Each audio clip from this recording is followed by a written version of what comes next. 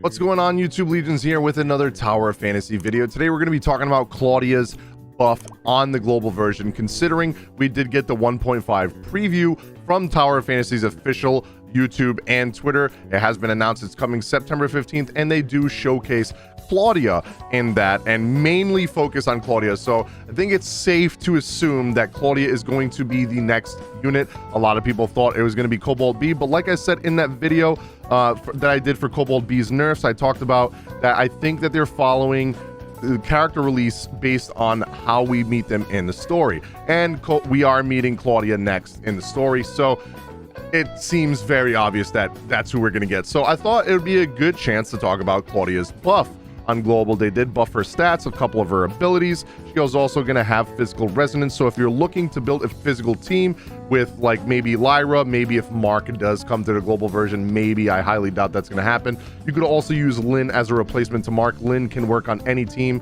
The way she works is whatever two elements that are on the team, like if you have two physical and she is the third unit, she is a physical unit. She literally just turns into any element that you have based on your team comp. It's very awesome unit. So you can literally, if you want to save up for a Fizz team, you can literally save up for Claudia, Lyra, and for Lynn, which is going to be probably the most broken team comp in the game, besides the ice comp, which is Saki, Tsubasa, and Frigg, until some other characters come out. But let's go over these buffs and changes to her kit and talk about if she's worth pulling on Tower of Fantasy when she comes out on the 15th for patch 1.5.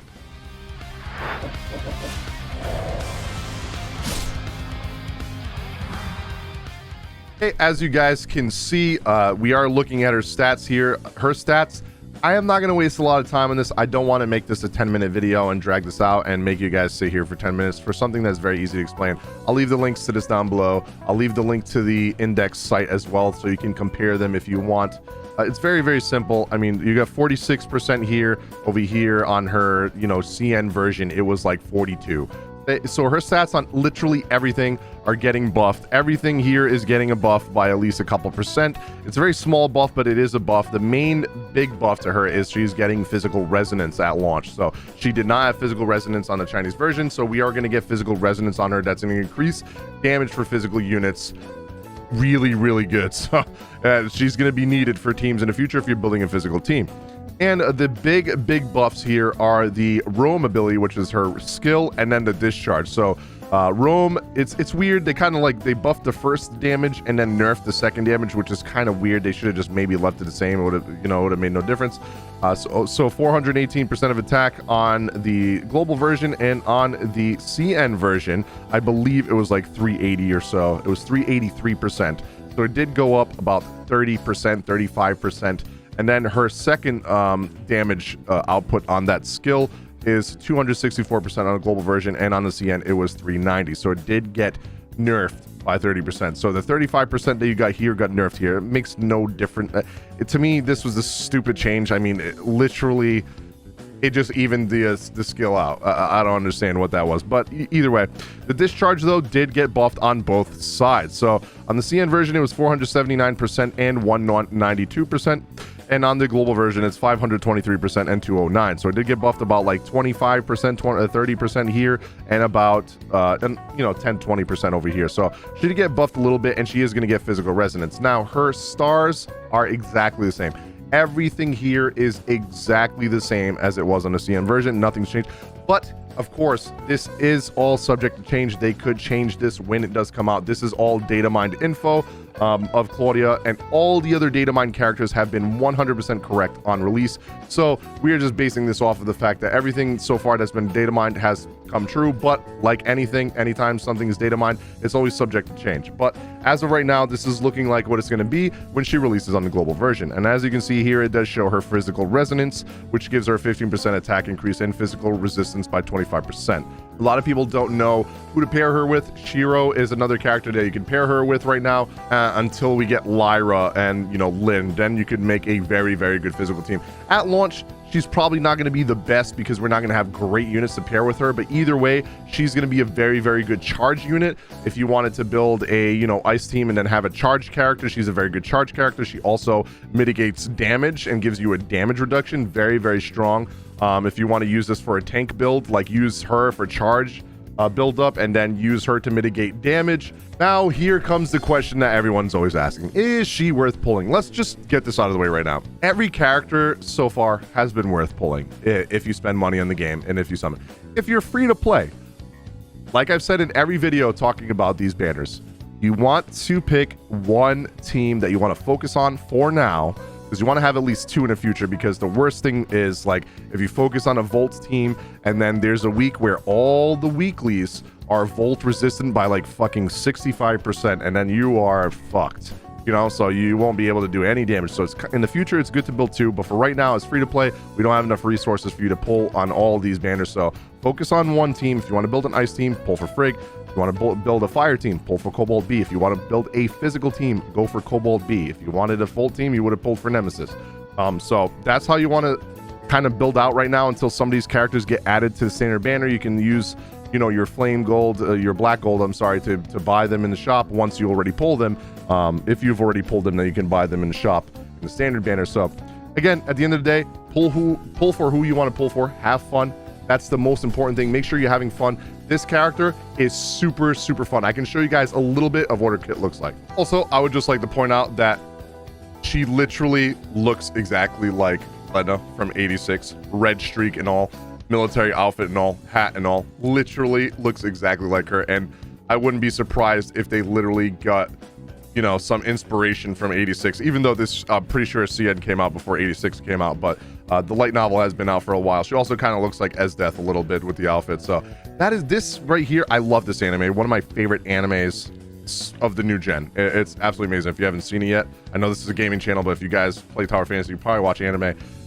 Great anime. You should go watch it. Probably one of the best mecha animes I have watched in a very, very long time. Literally had me sobbing like a little bitch at the end. So you guys want a good cry and some good story, plot, romance, and action, very good anime. So go check it out. And if you enjoy it, you should probably pull for Claudia because she's awesome.